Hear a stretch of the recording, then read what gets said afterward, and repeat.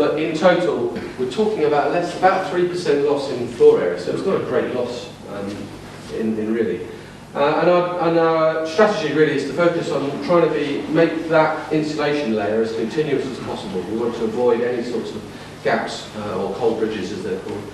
So we're insulating floors, we're insulating internally, we're insulating at ceiling level, even on the flat roof areas. And just quickly looking at a few of those solutions in particular, there's a section through the external wall where we insulated between the floor joists. You can just about make that out there, where we're looking at a membrane, a breathable membrane wrapped in around the joist to give us an airtight floor solution, but to support the insulation as well.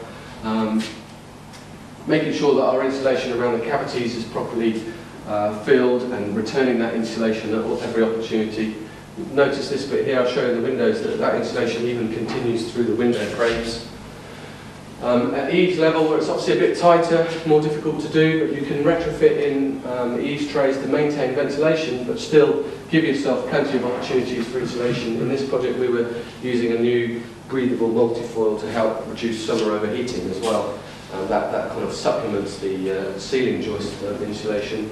On the back roof, again, 220mm of polyurethane insulation going on top, so it's a significant amount of insulation going in. And that's then tied into the external solution. So we're looking in detail all the time, making sure that we've minimised potential for heat loss. These are the windows that we use. These are passive house standard windows, so you've got a triple glazed product there with low-E coatings on both window panes, argon gas in between those, and even these spaces that separate those glazes, those bits of glass, are insulated spaces. And even the timber frame you can see is split as well with an insulation, because windows can actually make a big proportion of the heat loss in any building. So in UK building regs, it's never really kind of focused on. But in German building regulations, in the passive house standard, it's recognised as a huge area of huge importance. And if you look at the U value for that whole window, so that whole window has a U value of 0.7. That's to give you a scale, a solid brick Victorian wall is 2.1, so that's 3 times better than a solid wall area in the glazed element. Similarly for the doors as well. We focused on airtightness. We were aiming to increase that airtightness to 3. I'll be honest and say we didn't quite get there. We got to around 5, so we did double the improvement, but not where we wanted to be.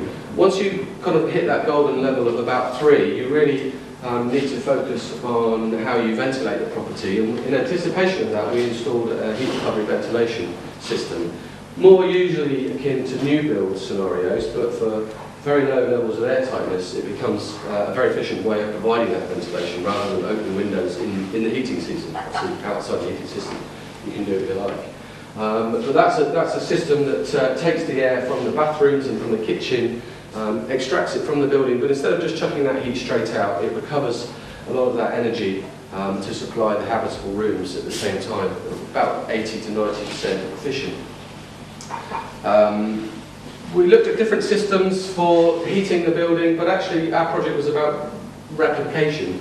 And we are in a gas area here, so a gas condensing boiler has efficiency of around 91, 92%. It's actually probably still the best solution at the moment. For individual houses, air source heat pumps and ground source heat pumps are very expensive, and with the current electricity that we get from the grid, not actually saving you any carbon. That will change in the future, but for now we opted for a condensing boiler arrangement. But what you can see is that what it does mean with these super insulation levels, you can see that radiator in the original bedroom, and you can see the size of radiator needed in the new bedroom, significantly smaller. And actually it doesn't have to be under the windows anymore.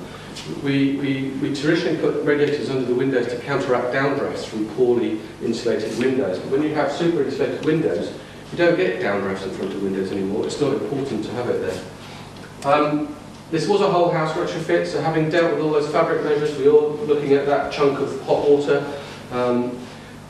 The house that we were given, unfortunately, was a kind of east-west orientation, but Kingsplan, again, had a solution for that with a smaller dual aspect solar thermal system. So you've got a smaller panel on the back roof and a similar one on the front roof, and as the sun tracks around, a computer decides which one's getting the most heat and changes the direction accordingly. So you can see this was the kind of diagram of that whole package: the insulation, the windows, the solar thermal, daylighting, and even a small amount of photovoltaics on the rear extension. And that was really largely because we'd set ourselves those very ambitious targets of energy reduction. Lighting, we went out on a limb really, and the whole house was lit with LED light fittings in downlit form. These are GU10 fittings. Each one is less than 4 watts. The whole house, even if you turn all the lights on, was less than 180 watts. So a huge save over a year. We did some rough calculations on a family living in that house. It's probably saving you 1,000 kilowatts over a year. That's kind of a fifth of an average household's energy use. They also last for 50,000 hours, which we calculated to be around 20 years. So for tenants, it's a win-win. They get less energy bills, and they don't have to change the bulbs. Just as well at the moment, because they still cost £20. But as things change, the price of that will come down dramatically. We also put in daylight pipes. We had landings where there were no kind of natural light. These daylight pipes cost about £600, maybe a bit more installed. They transmit light through a highly reflective tube down into the landing area below. And when we had the launch date, despite all this other stuff going on, that was probably the most popular bit of the whole thing. And on the rear, we put photovoltaics on the flat roof. We laid it just at a pitch of 5 degrees, really just out of neighbourliness. We'd already kind of raised the roof level. We didn't want to impact even further on the neighbour's garden by tilting that up at the optimum. But even laying it down at 5 degrees, you're getting a drop-off in efficiency down to about 96%. So we felt that was a reasonable trade-off. And those are the sort of figures that we modelled for the house. So the SAP rating increased up to 94, so we're up into that A band. We've got a space heating demand. This is according to SAP 2005, which if there are any experts in the room, I know haven't always been relied upon. But we're talking in those sort of figures, 22 kilowatt hours of heating per metre square. There's that figure. If you think back to the target was 15 to 20, clearly we oversailed this according to SAP. And the reason for the high cost, you would say, the cost of the carbon measure is just under 40 grand. That's just not including the kind of kitchen bit that we did. 40 grand is a figure that tallies with what the existing Homes Alliance I think is saying is needed for that.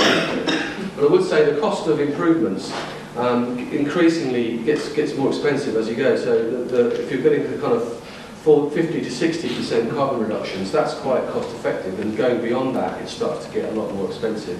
And we were starting at the end of the cost effective stuff and going up to the higher end, which is why that high cost comes in. But this is where you start to think about how you can pay for this. The bill savings are predicted to be around £600 a year. So for a tenant, that's huge, the savings that they can make.